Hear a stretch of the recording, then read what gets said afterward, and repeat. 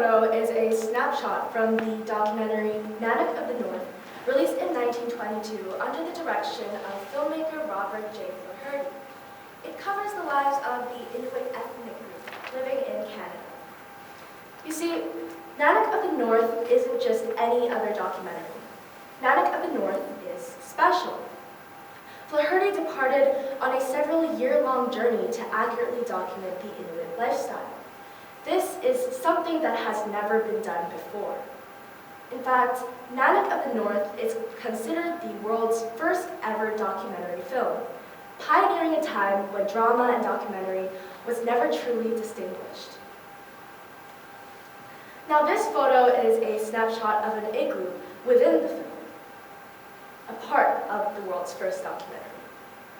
Now, when we typically think of documentaries, we think of those world history docus our teachers show in class or Netflix series covering shocking events. All based on fact, right? Wrong. What if I told you that this photo here is false? A snapshot of an igloo in the world's first ever documentary. Would you believe me? Take a closer look. Do you notice anything strange? Probably not. You're not meant to. In fact, this photo was not even taken in a real igloo. This snapshot was taken in a fake igloo with only 3 walls, built specifically from scratch for the purpose of this documentary only. And this isn't it. This is another snapshot from the same documentary, Nanak of the North. And it looks pretty innocent to me. Just an Inuit huntsman using a spear to hunt, right? Wrong again.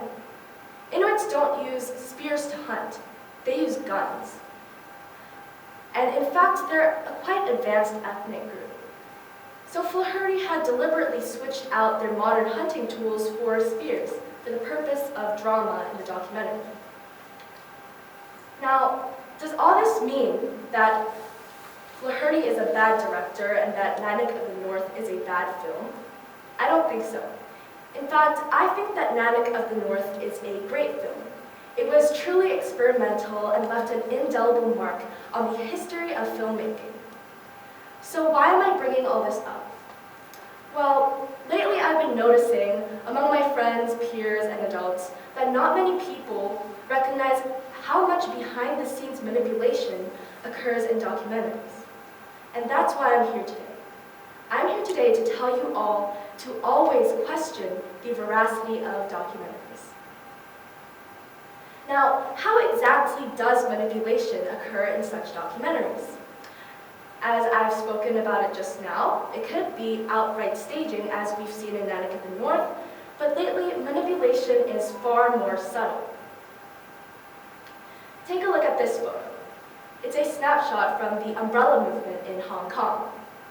What does this photo make you feel? What is it trying to communicate?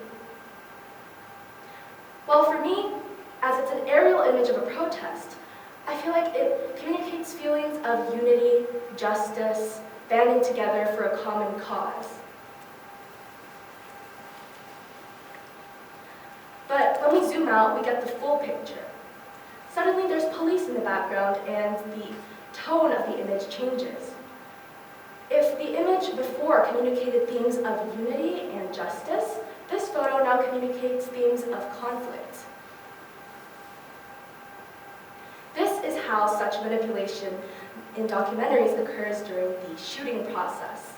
When filmmakers obtain footage for their documentaries, they can decide what they want to keep in and what they don't want to be in the documentary.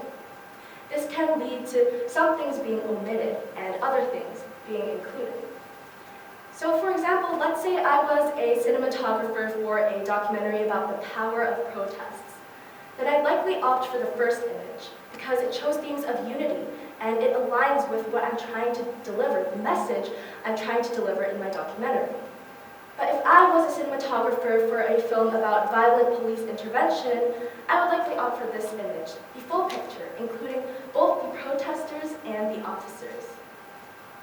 Although both snapshots are technically from the same image, they communicate wildly different ideas based on what we decide to focus on. In this way, manipulation in documentaries occurs through the shooting process.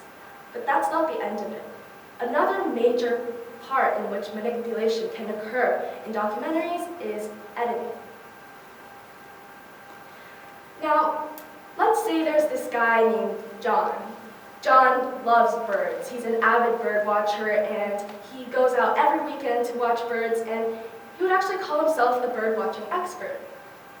Knowing this, a famous producer who was producing a bird watching documentary reached out to him and said, "Hey, you should give us an interview." So John complies because he loves birds, and he loves talking about birds. So when he walks into that interview room, the interviewer asks him one question: "Do you like birds?" And of course, as we know, John does love birds, so he says, "Yes, of course," and he nods.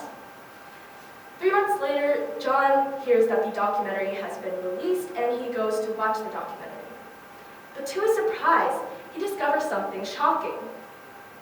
In a segment about the birds aren't real conspiracy theory, he is seen saying, "Yes, of course." How could this be? This is an example of how manipulation can occur within the editing process.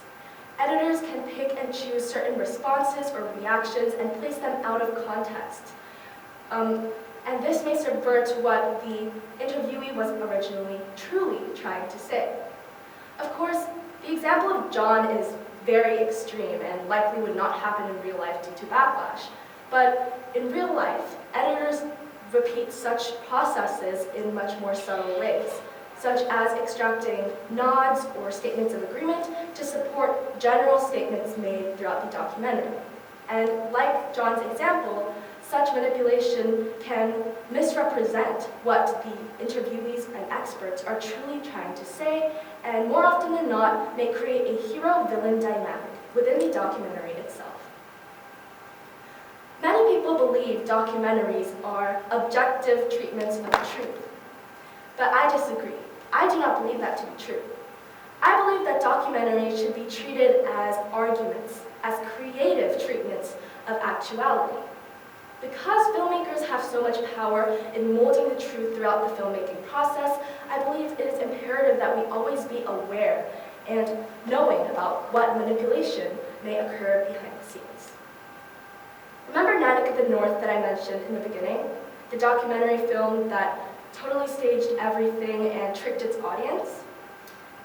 Well, I've got to come clean. I didn't tell you the full story. Do you know why Flaherty had to shoot in that 3-walled igloo?